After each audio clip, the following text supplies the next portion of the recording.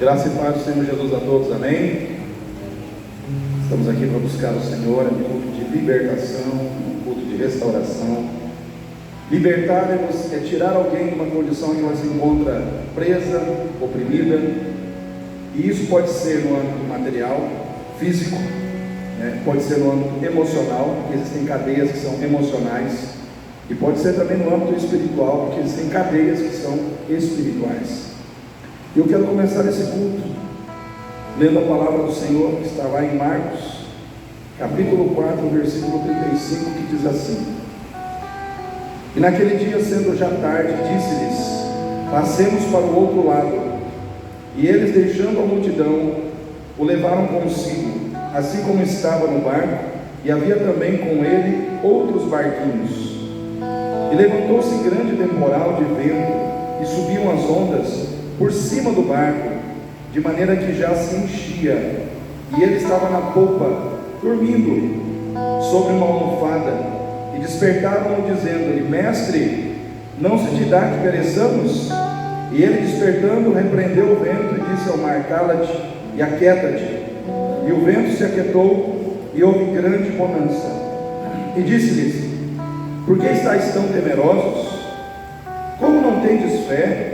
E sentiram grande temor, e diziam uns aos outros: Mas quem é este que até o vento e o mar lhe obedecem? Quem é este que até o vento e o mar lhe obedecem? Todos ficaram pasmados, porque Jesus, com um comando de voz, ele mandou o vento cessar, e as ondas que estavam agitadas e estavam, vamos dizer assim, vindo sobre o barco, estavam acima do barco. Naquele momento as ondas também cessaram, apenas com um comando da sua voz. Jesus mostrou ali que ele tem um controle das situações que nós não controlamos. Existem situações da sua vida que estão fora do seu controle. Existem situações da sua vida que você não pode controlar, mas Jesus está no controle delas. Jesus controla as situações que nós não controlamos. Jesus domina sobre as questões que nós não dominamos. E o que me chama a atenção aqui é que o Senhor, Ele planejou algo para os seus discípulos. Ele fez um projeto. Ele disse: Vamos sair daqui, vamos para o outro lado. Era um projeto do Senhor para os seus discípulos ali naquele momento. E nós estamos aí ao final de um ano, e já no começo de um novo ano. Quantos projetos Deus tem para você? Quantos projetos Deus tem para mim? Não é projetos que nós fizemos, projetos que Ele fez, projetos que Ele estabeleceu para a nossa vida. Aqui com os discípulos, o projeto do Senhor era que eles saíssem de uma margem do mar da Galileia e fossem para uma outra margem. O projeto era esse. Era um projeto de crescimento espiritual, porque lá do outro lado da margem havia um gadareno, um homem que estava endemoniado. Era um projeto de crescimento espiritual, de novas experiências com Ele e com Deus. Era um projeto, irmãos, de avivamento que o Senhor tinha para fazer na vida dos seus discípulos e com os seus discípulos na vida de outras pessoas. Era um projeto de transformação de um local que estava mergulhado nas trevas por causa de um demônio que estava dominando a vida de um homem. E esse homem, ele estava tão possesso, não era apenas um demônio, era uma legião de demônios. E uma legião de demônios são 6.000 demônios. É o que nós entendemos estudando que a palavra legião, ela está relacionada com a linguagem romana da época. Legião era um termo usado para especificar um esquadrão de soldados, 6.000 soldados. Então legião de demônios era uma legião de 6.000 demônios.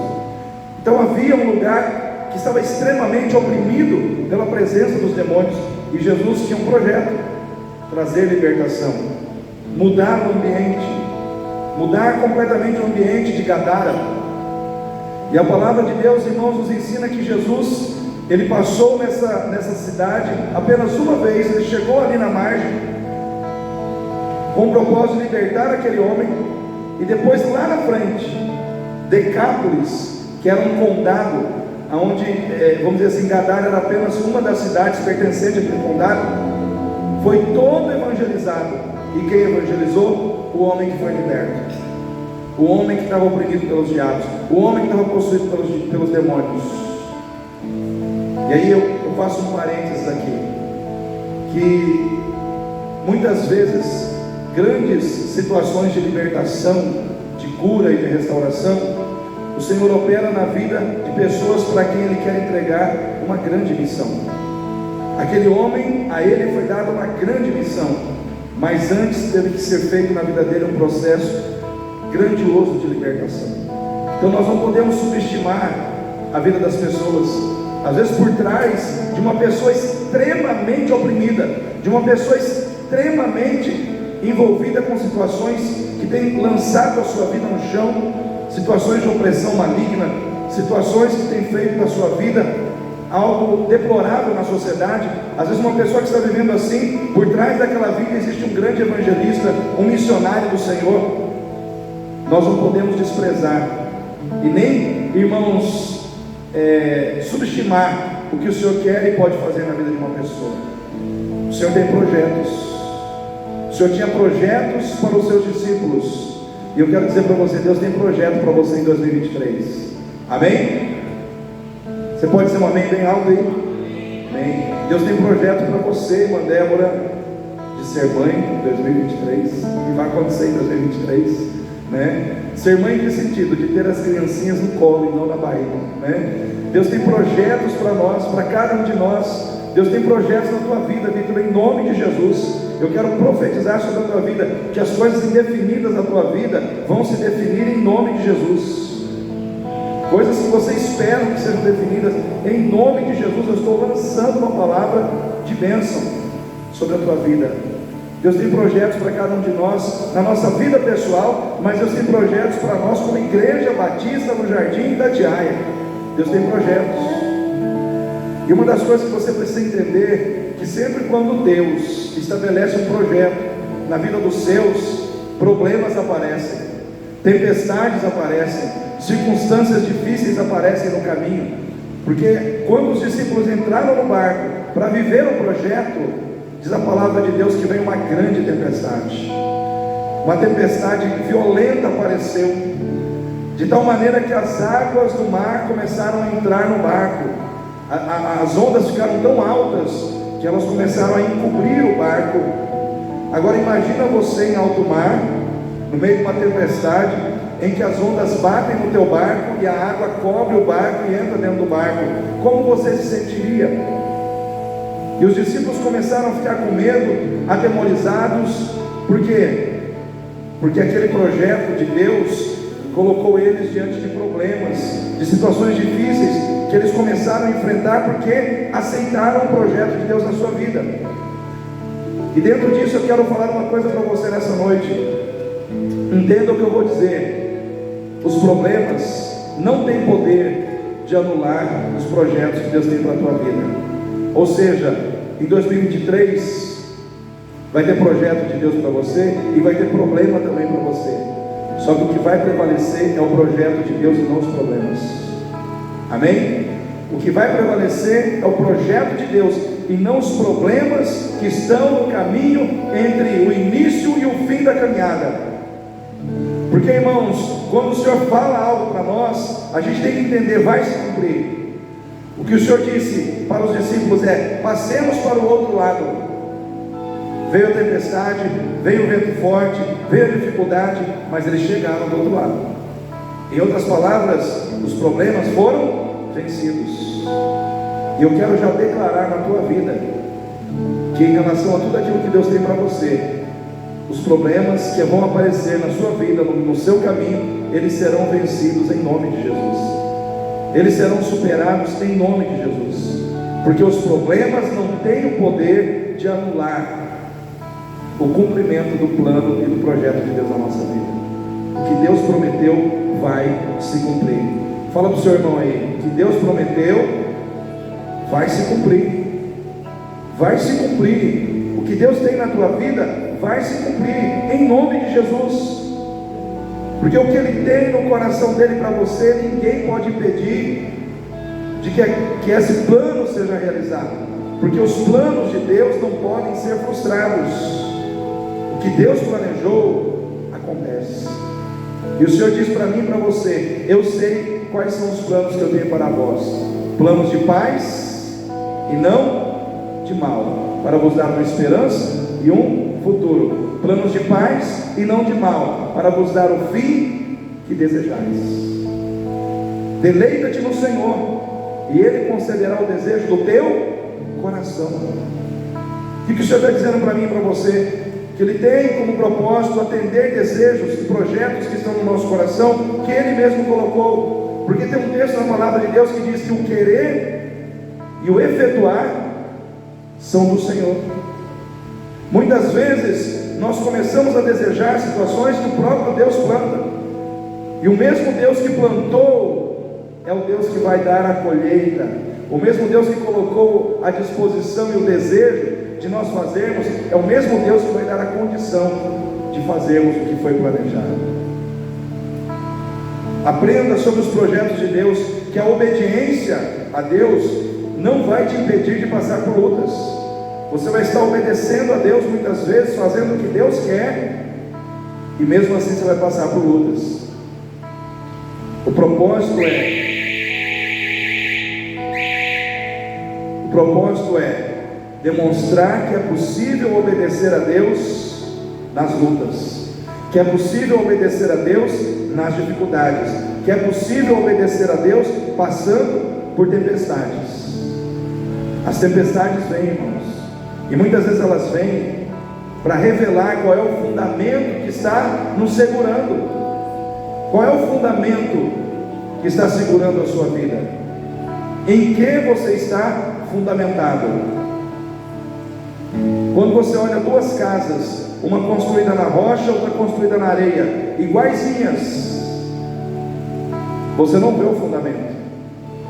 Mas quando vem a chuva, a tempestade, o vento forte e correm os rios, uma fica em pé e a outra cai, para revelar o fundamento. Aquela que está fundamentada na rocha, ela permanece, mas aquela que está fundamentada na areia, ela cai, porque o fundamento dela não é sólido.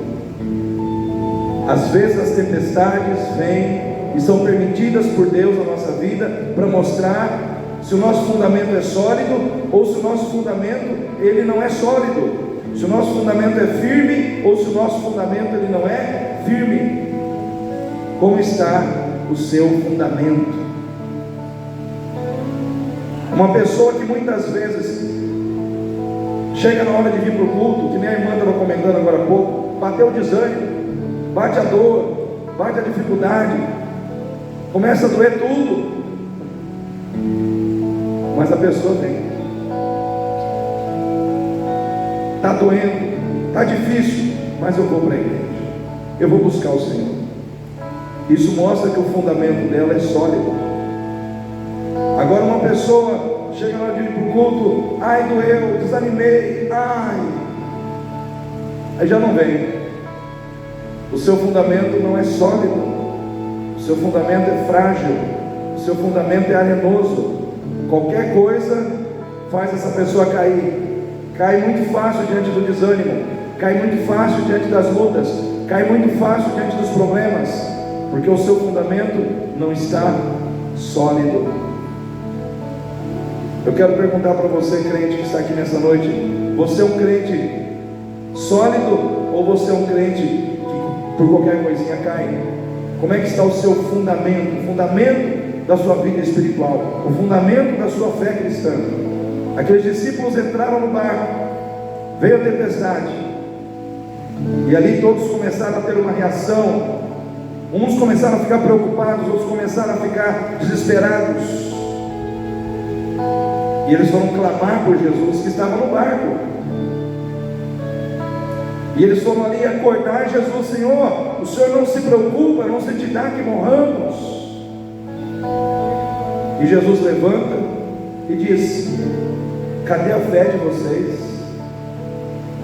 Onde está a fé de vocês?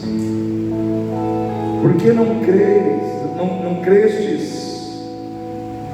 Então Jesus, ele manda as ondas acalmarem, o vento cessar, mas ele faz uma pergunta sobre a fé do coração dos discípulos. Por que vocês ficaram apavorados se eu estou nesse barco? Se eu estou com vocês? Eu quero dizer para você, querido, você que é crente, levanta a mão quem é crente aí. Eu não posso levantar a mão porque minha camisa está curta, daqui a pouco aparece minha barriga. Quem é crente? Todo mundo é crente, aleluia. Eu quero dizer para você, quando vier a tempestade no seu barco, não se desespere, porque Jesus está nesse barco. Jesus está no barco com você, e no momento certo Ele vai mostrar que Ele domina as situações da sua vida que você não consegue dominar. Ele controla as situações da sua vida que você não consegue controlar. É Ele que manda as tempestades da sua vida pararem. É Ele que faz os ventos fortes da sua vida cessarem. Ele está lá com você. Então não temas, crê somente. Não temas, crê somente. Foi isso que Jesus disse para Jairo, quando chegaram para ele e disseram: olha, para de incomodar o mestre, porque a sua filha morreu. Jesus disse: não temas, crê somente. A pior notícia chegou, não temas, crê somente. As pessoas vieram dizer para você que não adianta mais, não temas, crê somente. As pessoas vieram dizer para você que está tudo perdido, não temas, crê somente. Jesus ainda pode dar jeito naquilo que nós não podemos. Fique em pé nesse momento, vamos orar.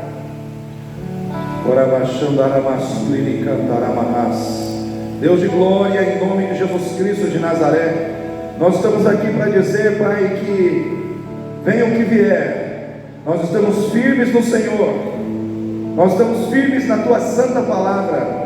Nós cremos em Ti, Senhor, nós cremos no Teu propósito, nós cremos nos Teus projetos, nós cremos, Senhor Deus, ó Pai, que na nossa vida o que vai prevalecer não são os problemas, mas os projetos do Senhor.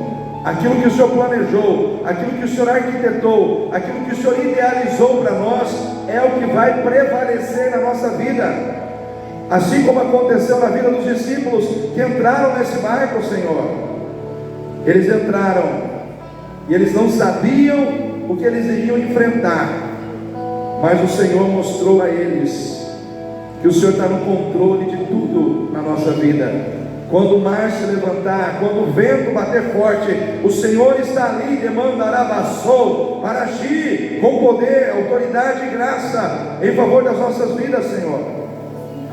Nessa noite, tira do coração dessas pessoas que estão aqui preocupadas com os problemas, preocupadas com as lutas, preocupadas com as dificuldades da vida. Tira do coração delas o medo e põe no coração delas a fé e a coragem de crer que o Senhor é Deus, para dar a vitória em todo tempo, Senhor. Alabasui de canto e de raçuia, xarabasui de canto aramandarabassou, ei demande que menecia, alamasui andai, alamande couve as sérquias, demando e andaramassou. Deus de glória, em nome de Jesus, manifesta a Tua glória, manifesta o Teu poder, manifesta a Tua presença neste lugar, nesta noite. Derrama, Senhor Deus, ó Pai, unção sobre todos aqueles que estão aqui, Pai, e que desejam ser curados, restaurados, levantados, meu Pai, pelo Teu poder, aleluia. Em nome de Jesus, quebra as cadeias, sejam elas humanas ou espirituais, que elas sejam destruídas, em nome do Senhor Jesus. Que o poder do Espírito Santo, Senhor, se manifeste sobre as nossas vidas, e a Tua bênção seja liberada dos céus, sobre a terra, sobre a vida do Teu povo que aqui está nesta noite, clamando, orando, buscando a Tua face, porque aquele que busca, encontra, aquele que pede, recebe, e aquele que bate, abrir-se-lhe-á a porta, aleluia. Ninguém perde por buscar o Senhor, ninguém perde por buscar a face do Senhor, aleluia. Ó Deus, nós colocamos em Tuas mãos, meu Pai, este lugar nesta noite, e pedimos, Pai, que o Senhor venha encher de glória, encher com a Tua presença este lugar, as nossas vidas. Ó Deus, cada coração que aqui está, ó Deus, os que já estão aqui, e se estiver vindo mais pessoas para cá, que o Senhor já esteja trabalhando no coração dessas pessoas também, Senhor, porque nós sabemos que o Senhor tem um propósito para cada vida, e o Senhor trabalha com cada um dos teus filhos, sem esquecer de nenhum, aleluia, sem esquecer de nenhum. Nós te adoramos, nós te bendizemos, Pai, nós te exaltamos, em nome do Senhor Jesus, amém. Ainda que a figueira não floresça, ainda que não haja fruto na vide, ou fruto da oliveira minta, e não hajam vacas nos currais, as ovelhas sejam arrebatadas, eu todavia me alegrarei, e